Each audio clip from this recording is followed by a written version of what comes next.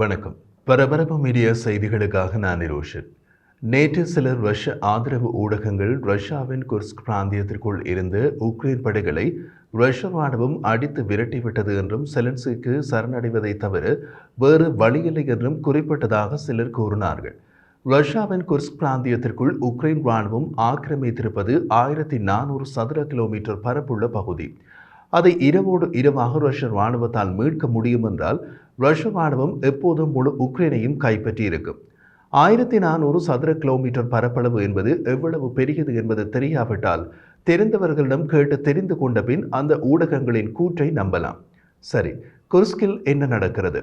August 6ஆம் தேதி ரஷ்ய எல்லைக்குள் உள்ள குர்ஸ்க் பிராந்தியத்திற்குள் உக்ரைன் தனது படியெடுப்பை தொடங்கிய போது பல மேற்கத்திய ஆய்வாளர்கள் அது ஒரு வான வேடிக்கை என்று கூறினார்கள். அதாவது வானில் பிரகாசமாக எரியும், ஆனால் ஆயுட்காலம் சிறிது நேரம் மட்டுமே.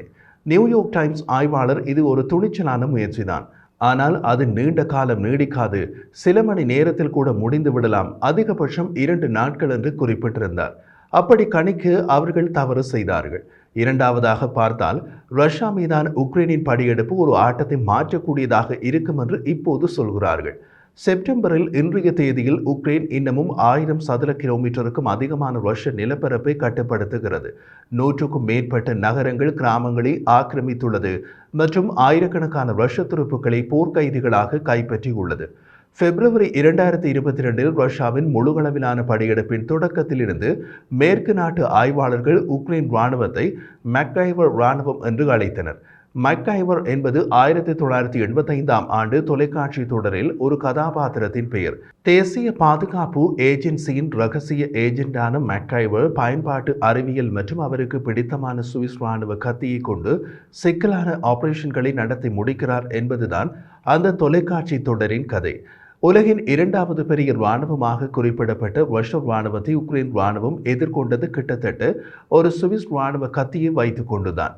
உக்ரைன் இராணுவம் தம்மிடமிருந்த பழைய சோவியத் சகாப்த ஆயுதங்களை வைத்துக்கொண்டே ரஷ்ய இராணுவத்தை எதிர்கொள்ள தைரியமாக முடிவு செய்தது. அப்போதுதான் உக்ரைனியர்கள் தமது நாட்டின் இறையாண்மையை காப்பாற்ற எதுவரை போவார்கள் என்று உலகம் புரிந்து கொண்டது.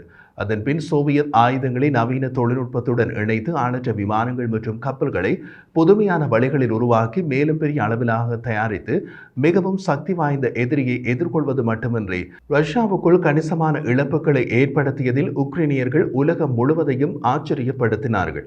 அதன் உச்சகட்டம் தான் ரஷ்யாவின் குர்ஸ்க் பிராந்தியம் மீது நடந்த உக்ரைனின் படையெடுப்பு. இந்த மெக்கைவர் இராணுவ அணுகுமுறையின் அடிச்சுவடுகளில் குர்ஸ்க் ஊடுருவல் பின்பற்றப்படுகிறது. ரஷ்ய கூற்றுக்கள் அது அமெரிக்க திட்டமிடல் என்று இருந்த போதிலும் உக்ரைனிய தலைமை தனியாகவே படையெடுப்பை தொடங்க முடிவு செய்ததாக தெரிகிறது.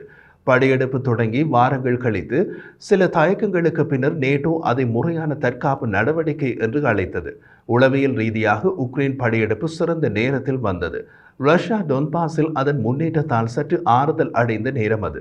அத்துடன் ரஷ்ய தலைமை மாஸ்கோவின் விதிமுறைகளின்படி போர் நிறுத்தம் என்று கனவு கண்டு கொண்டிருந்த நேரம் அது.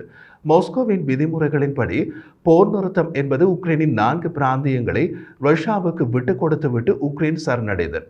உக்ரைனிலும் ரஷ்யாவிலும் ஆக்கிரமிக்கப்பட்ட பிரதேசங்களின் பரிமாற்றத்தின் அடிப்படையில் மிகவும் நியாயமான சமாதான உடன்படிக்கைக்கு இந்த படையெடுப்பு ஊடுருவல் நம்பிக்கை அளிக்கிறது என்று ஆய்வாளர்கள் இப்போது கூறுகிறார்கள். ரஷ்யாவை போல இல்லாமல் உக்ரைன் தாம் ஆக்கிரமித்த ரஷ்ய பிரதேசத்தை நிரந்தரமாக வைத்திருக்க விரும்பவில்லை. உக்ரைனுக்கு இராணுவ மயமாக்கப்பட்ட இடையக மண்டலங்களை ரஷ்யாவுக்குள் அமைப்பதன் மூலம் பாதுகாப்பு ஏற்பட வாய்ப்பு உள்ளது. ரஷ்யா உக்ரைன் பிரதேசத்தில் மட்டுமே இடையக மண்டலங்களை கற்பனை செய்தது. இப்போது அது ரஷ்ய பிரதேசங்களில் அமைந்துள்ளது. இப்போது ரஷ்யாவுக்கும் உக்ரைனுக்கும் இடையே சர்வதேச அளவில் அங்கீகரிக்கப்பட்ட 1991 எல்லையின் இருபுறமும் இடையக மண்டலங்களை கற்பனை செய்வது மிகவும் யதார்த்தமானது. உக்ரைனின் துருப்புக்களை ரஷ்ய மண்ணிலிருந்து வெளியேற்ற ரஷ்யா அதிக இராணுவ பலத்தை அங்கு கொண்டு செல்லவில்லை என்பது சிலருக்கு விசித்திரமாக தோன்றலாம். வேறு யாரையும் விட ரஷ்யர்களை நன்கு அறிந்தவர்கள் உக்ரைனியர்கள். 2 தரப்பினருமே சோவியத் தயாரிப்புகள். இருதரப்பும் எதிர்த்தரப்பை தமது உள்ளங்கை போல நன்கு அறிவார்கள். கிரெம்ளின் இந்த சூழ்நிலையை வேறு வழியில்லாமல் ஏற்றுக்கொண்டது. முழு அளவிலான போர் ரஷ்யாவுக்குள் தொடங்கினால் அதனால் ஏற்படக்கூடிய விளைவுகள் உக்ரைன் ஆக்கிரமிப்பை விட மிக மோசமான விளைவுகளை ஏற்படுத்தும். அது ரஷ்ய அரசையே ஆட்டம் காண வைக்கும் அளவு வரை கூட போகலாம். ஆப்கானிஸ்தான் மீதான சோவியத்தின் 10 ஆண்டு கால போரின் போது 9500 ரஷ்ய துருப்புகள் கொல்லப்பட்டனர். அது மறைமுகமாக சோவியத் யூனியன் வீழ்ச்சிக்கு வழிவகுத்தது. ரஷ்யா, உக்ரைன் உட்பட பல புதிய நாடுகள் தோன்றின. ரஷ்யாவுக்குள் உக்ரைனின் ஆக்கிரமிப்பை அனுமதிப்பதன் மூலம் புட்டின் ஸ்கைலா மற்றும் சாரிப்டிஸ் ஆகிய இரண்டில் ஒன்றை தேர்ந்தெடுத்துள்ளார். ஸ்கைலா மற்றும் சாரிப்டிஸ் என்பது கிரீஸ் புராண கதைகளில் கடல் பேய்களை குறிக்கிறது. இரண்டு தீமைகளில் குறைவானதை தேர்ந்தெடுக்க வேண்டும் என்பதே அந்த கிரீஸ் புராண கதை சொல்லும் நீதி. ரஷ்யாவுக்குள் முழு அளவிலான போரை விட ரஷ்யாவுக்குள் உக்ரைன் ஆக்கிரமிப்பு குறைவான தீமை என்பது புட்டினுக்கு தெரியும். உக்ரைன் மீது படையெடுப்பில் புட்டின் மிகப்பெரிய தவறு செய்து அந்த படையெடுப்பால் சாதாரண ரஷ்யர்கள் கஷ்டங்களை அனுபவிக்க மாட்டார்கள் என்று அவர் ரஷ்யர்களுக்கு கூறினார். சாதாரண ரஷ்யர்கள் போரை கண்ணால் கூட காண மாட்டார்கள், ஏனெனில் அது உக்ரைனுக்குள் தான் நடக்கப் போகிறது என்றும் அவர் ரஷ்யர்களுக்கு கூறினார். ஆனால் அது நீண்ட காலத்திற்கு முன்பு. குர்ஸ்க் படையெடுப்பு தொடங்குவதற்கு முன்பே முழு அளவிலான போரில் 66,000க்கும் மேற்பட்ட ரஷ்ய துருப்புகள் உக்ரைனில் கொல்லப்பட்டுள்ளனர். அது ரஷ்யாவுக்கு வெளியே நடந்தது. அதை ரஷ்ய அரசால் ரஷ்ய மக்களிடமிருந்து மறைக்க முடியும். ஆனால் ரஷ்யாவுக்குள் முழு அளவிலான போரை தொடங்கி அதில் ஆயிரக்கணக்கான ரஷ்ய துருப்புகள் பலியானால் அது ரஷ்யர்களின் கண்களுக்கு முன்னால் நடக்கும். புட்டின் அப்படி ஒரு போர் முயற்சியை தொடங்கினால் அது ரஷ்யாவுக்குள் அதிருப்தியை கட்டவிழ்த்துவிடும். அது அவரது சாம்ராஜ்யத்தை சீர்குலைக்கும் மற்றும் ரஷ்யாவின் சரிவை கூட ஏற்படுத்தும். இப்போது புட்டினுக்கு உள்ள ஒரே தீர்வு, அவர் அரசியல் ரீதியாக வாழ ஒரே வழி உக்ரைனுக்குள் ரஷ்யா போரில் ஈடுபடுவது மட்டுமே. அது ரஷ்யாவுக்குள் நகர்ந்தால் எதிரான விளைவுகளை ஏற்படுத்தும். அதுதான் சோவியத் மனப்பான்மை. அது முன்னாள் சோவியத் நாடான உக்ரைனுக்கும் தெரியும். உக்ரைனுக்கு தொடங்கிய தீவிரம் கொண்ட போரில் புட்டின் தான் மேலிடம் பெறுவார் என்று நினைத்தார். குர்ஸ்க் படையெடுப்பு தொடங்கி ஆகஸ்ட் 6க்கு பின்னர் அதில் அவருக்கு சில சந்தேகங்கள் இருக்கலாம். தற்போது பிரபலமான ஒரு ரஷ்ய நகைச்சுவை, குர்ஸ்க் படையெடுப்பால் கவலையடைந்த புட்டின் ஸ்டாலினின் ஆவியிடம் ஆலோசனை கேட்டதாக கூறுகிறது. இதில் ஸ்டாலினின் ஆவி ஏன் வருகிறது? குர்ஸ்க் போர் அதற்கு முன் நடந்த போது ஸ்டாலினின் ஆட்சி நடந்தது. 1943ஆம் ஆண்டு கோடையில் நடந்த குர்ஸ்க் போரில் நாஜி ஜெர்மனி மற்றும் சோவியத் யூனியனின் படைகள் மோதிக்கொண்டன. இரண்டாம் உலக போரில் கிழக்கு முன்னணி போர் என்று அது அழைக்கப்படுகிறது. அதில் சோவியத் வெற்றி பெற்றது. தற்போது பிரபலமான ஒரு ரஷ்ய நகைச்சுவையில் ஸ்டாலினின் ஆவி புட்டினிடம் 1943ஆம் ஆண்டு நடந்த குர்ஸ்க் போரில் நான் செய்தது போல் நீங்களும் செய்ய வேண்டும். அமெரிக்கர்களிடம் ஆயுதங்களை கேளுங்கள். உங்களிடம் உள்ள சிறந்த உக்ரைனிய படைகளை போருக்கு அனுப்புங்கள். இப்போது உக்ரைனிய படைகள் அமெரிக்க ஆயுதங்களுடன் குர்ஸ்க் போர் முனையில் உள்ளார்கள். உக்ரைனிய உரையாசிரியர்களில் சிலர் குர்ஸ்கில் தொடங்கிய புட்டினின் பாதை குர்ஸ்குடன் முடிவடையும் என்று நம்புவதாக கூறினார்கள். அந்த கூற்றின் பின்னணியிலும் குர்ஸ்குடன் தொடர்புள்ள ஒரு பழைய சம்பவம் உள்ளது.